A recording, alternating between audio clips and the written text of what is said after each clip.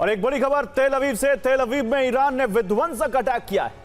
Rocket गिरने के बाद जोरदार धमाका हुआ है। शहर के बीच में गिरी है मिसाइल।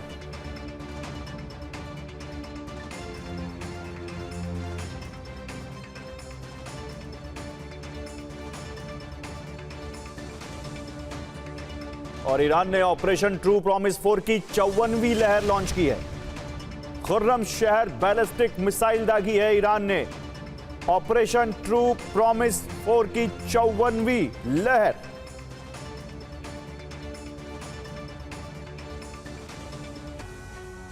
और तेहरान के कम्युनिकेशन सेंटर पर अटैक।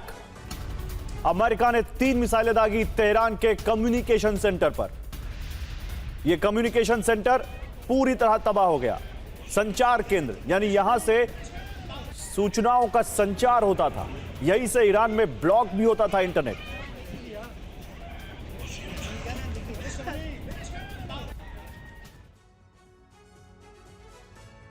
तो दुनिया की तेल की नस होर्मुज स्ट्रेट में महायुद्ध की आग भड़का चुकी है। ईरान की एक धमकी ने सुपर पावर अमेरिका और उसके सहयोगियों को सीधी चुनौती दी है।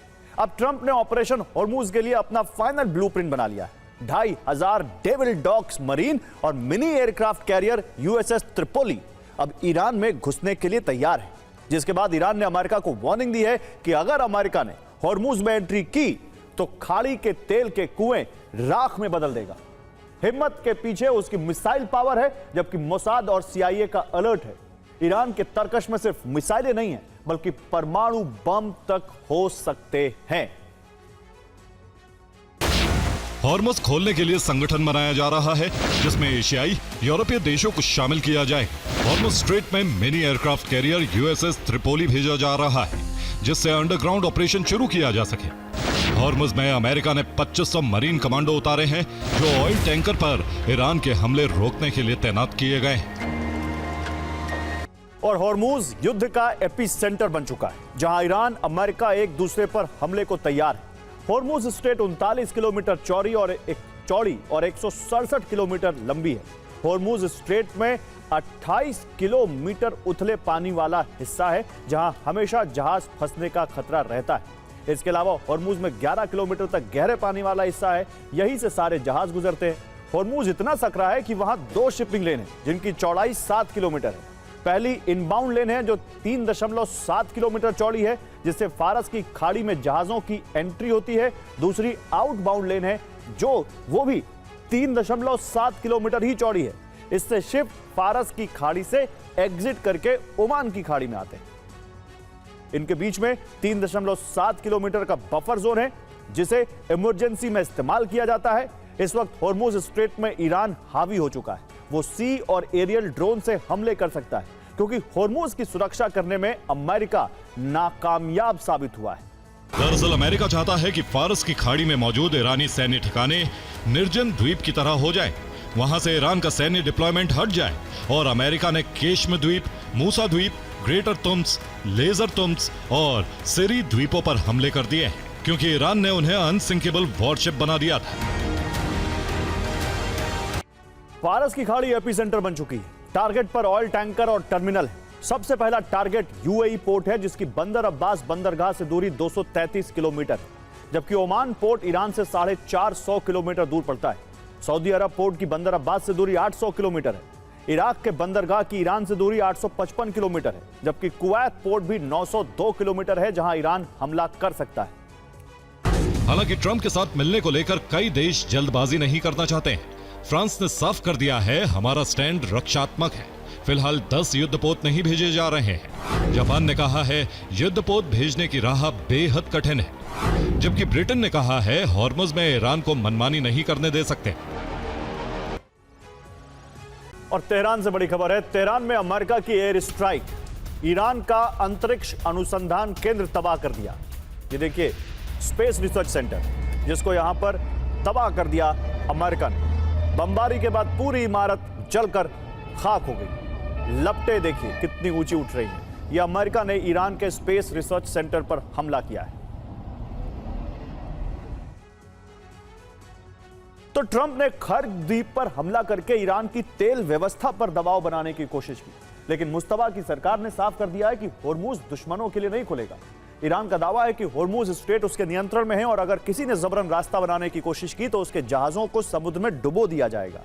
इसी टकराव की वजह से अरब देशों में चिंता बढ़ गई है, क्योंकि अगर होर्मुज में संकट लंबा चला तो तेल निर्यात की पूरी व्यवस्था हिल जाएगी और हिचकोले तो अभी से खा रही है।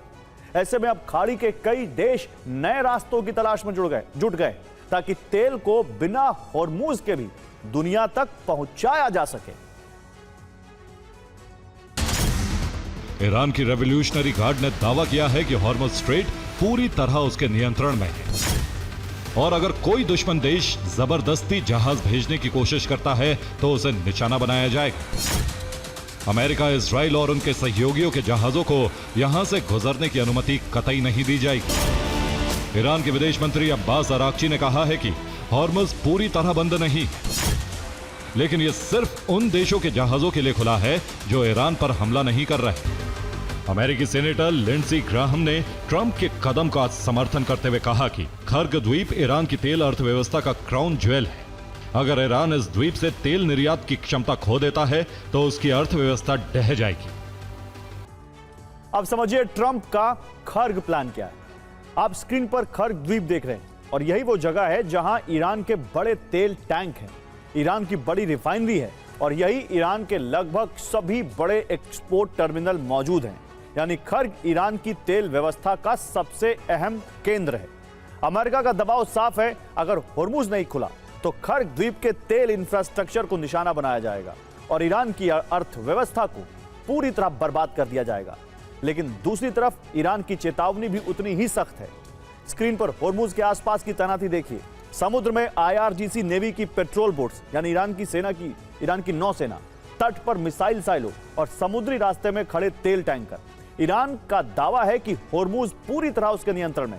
अब अमेरिका, इजराइल और इन दोनों देशों के सहयोगियों के जहाजों को किसी भी कीमत पर यहां से गुजरने की अनुमति नहीं दी जाएगी। अगर किसी ने जबरन रास्ता बनाने की कोशिश की तो उस पर हमला होगा। अब्बास अराक्ची ने अरब देशों से कहा है कि अमेरिकी सुरक्षा का छाता छेदों से भरा साबित हुआ है। अब्बास अराक्ची ने कहा है कि जो अमेरिका इस इलाके का पहरेदार बनने की कोशिश करता था, अब वही दूसरों से हॉर्मुज सुरक्षित कराने की मदद मांग रहा है। तेहरान ने क्षेत्र के देशों से भी अपील की है कि वे बाहरी ताकतों को इस इलाके से बाहर निकालें, क्योंकि ईरान के मुताबिक असली टकराव क्षेत्रीय देशों के बीच नहीं बल्कि विदेशी दखल की वजह से पैदा हुआ है। और अब समझिए अरब के देशों के पास होर्मुज का विकल्प क्या है। गल्फ देशों में कम से कम 3 ऐसे तेल रूट पर तेजी से काम चल रहा है जिन्हें होर्मुज का विकल्प माना जाता है, यानी जहां से होर्मुज को बाईपास करके अरब देशों के तेल का व्यापार हो सकता है। पहला वैकल्पिक तेल रूट देखिए, यह है किरकुक से जयहान पाइपलाइन। यह पाइपलाइन उत्तरी इराक के तेल क्षेत्रों से निकलकर तुर्की के जयहान पोर्ट तक जाती है और वहां से सीधे भूमध्य सागर तक तेल पहुंच सकता है। यानी अगर यह रूट पूरी तरह सक्रिय हो जाए तो इराक का तेल फारस की खाड़ी में आए बिना, होर्मुज से गुजरे बिना यूरोप और दुनिया के दूसरे बाजारों तक पहुंच सकता है। अब मैप पर दूसरा तेल रूट देखिए, यह प्रस्तावित बसरा से अकाबा पाइपलाइन है। यह इराक के दक्षिणी तेल क्षेत्रों से निकलकर जॉर्डन के अकाबा पोर्ट तक पहुंचने की योजना है और वहां से जहाज लाल सागर के रास्ते निकल सकते हैं। इसका मतलब यह हुआ कि तेल को होर्मुज और फारस की खाड़ी के जोखिम भरे रास्ते से बचाकर सीधे रेड सी के रास्ते भेजा जा सकता है। और अब तीसरा तेल रूट देखिए, यह सऊदी अरब की रणनीतिक ईस्ट वेस्ट पाइपलाइन है जो अब कैक के तेल डिपो से निकलकर पश्चिमी तट पर यानबू पोर्ट तक जाती है। यह पाइपलाइन सऊदी अरब को यह क्षमता देती है कि वो फारस की खाड़ी को पूरी तरह बाईपास करके तेल को सीधे लाल सागर तक पहुंचा सके। इन वैकल्पिक रूट्स की कुल क्षमता लगभग 5 से 7 मिलियन बैरल प्रतिदिन यानी करीब 50 से 70 लाख बैरल तेल हर रोज भेजने की क्षमता है। यानी अगर होर्मुज में संकट लंबा चला तो यही पाइपलाइनें मिडिल ईस्ट की तेल सप्लाई को जिंदा रखने का सबसे बड़ा सहारा बन सकती है। और अमेरिका ईरान की जमीन पर हमले करता है, लेकिन ईरान अमेरिका में हमले कर दे, यह मुमकिन नहीं। यही वजह है कि ईरान उन ठिकानों को टारगेट कर रहा है जहां से अमेरिकी सैनिक ईरान पर हमला कर रहे हैं। ईरान ने साफ कर दिया है कि अरब देशों से उनकी दुश्मनी नहीं है, लेकिन आत्मरक्षा के लिए अमेरिकी ठिकानों पर हमले जरूरी हैं और वो अरब देशों में मौजूद हैं।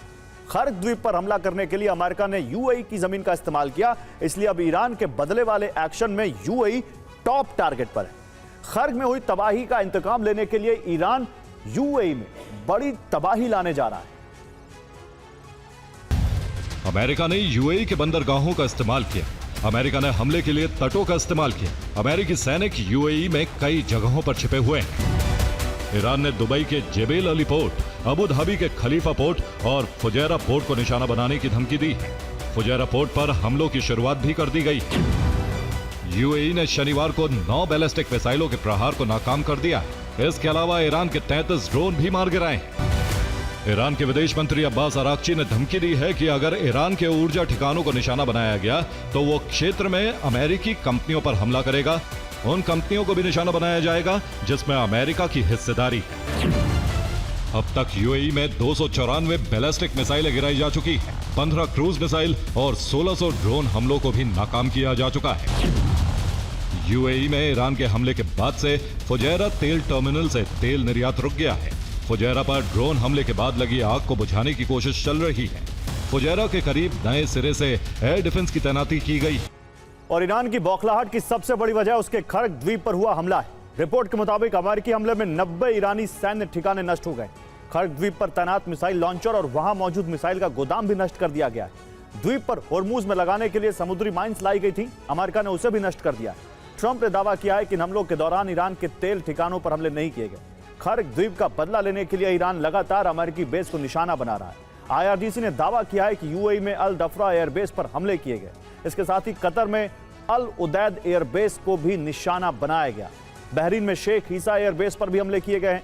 ईरान ने सभी जगह हमलों को कामयाब बताया है। एरबिल में अमेरिकी सैनिकों के ठिकानों पर हमले हुए। सऊदी के रियाद में अमेरिकी बेस पर हमले किए गए। बगदाद में ईरान के कई हमलों को नाकाम किया गया। और ईरान के इंतकाम का सिलसिला जारी है। रिपोर्ट के मुताबिक बगदाद में विक्टोरिया सैन्य बेस पर ड्रोन से हमला किया गया। ड्रोन हमले के बाद बेस में आग लग गई। बगदाद में हमले के लिए ईरान ने एक विद्रोही गुट की मदद ली है। सैन्य ठिकाने पर मौजूद अमेरिकी सैनिकों को टारगेट बनाया गया।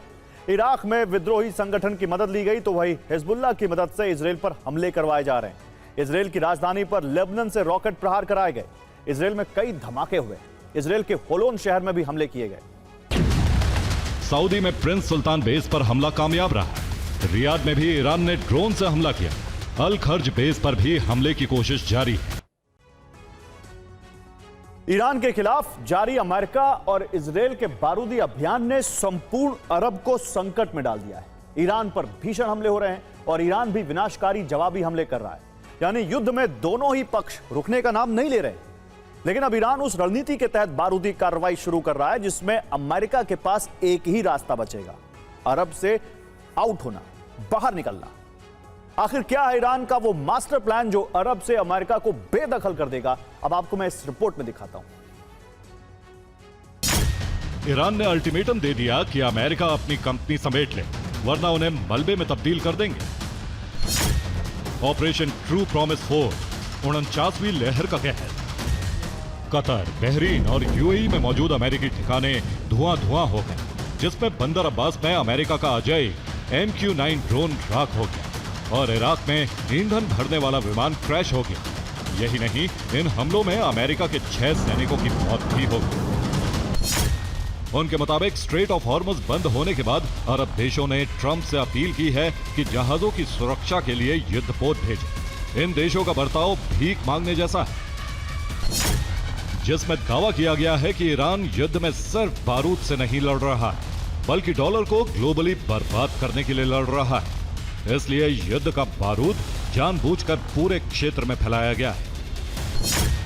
यानी अब ईरान का अगला निशाना अरब का सबसे व्यस्त व्यापारिक केंद्र जेबेल अली पोर्ट होगा। दुनिया का सबसे बड़ा फ्यूल हब फुजैराह होगा। यूएई का रास अल खैमा होगा। अरब में मौजूद ऑयल और गैस के केंद्र होंगे। इसलिए अब टारगेट पर है यूएई में मौजूद एक्सॉन मोबिल और शेवरॉन। इनमें एक्सॉन मोबिल के कतर की एलएनजी में 80% शेयर है और शेवरॉन के इराक और इजराइल में 15% की हिस्सेदारी है। इस समय एक्सॉन मोबिल के 27 विशाल एलएनजी जहाज अरब की खाड़ी में तैर रहे हैं, जो ईरानी मिसाइलों की रेंज में है, जबकि शेवरॉन की हिस्सेदारी वाले इराक का ऑयल फील्ड भी ईरानी हमले की जद में है। ईरान ने खाड़ी में मौजूद अमेरिकी बैंकों की शाखाओं पर हमले शुरू कर दिए, जिसमें अमेरिका के बैंक और बॉन्ड मार्केट को भारी नुकसान उठाना पड़ा है। इस युद्ध में 2 हफ्ते में मरने वालों की संख्या 3000 के पार जा चुकी। ईरान में 1400 से ज्यादा लोगों की जान चली गई, तो वहीं लेबनान में 773 से ज्यादा लोगों की मौत हो गई।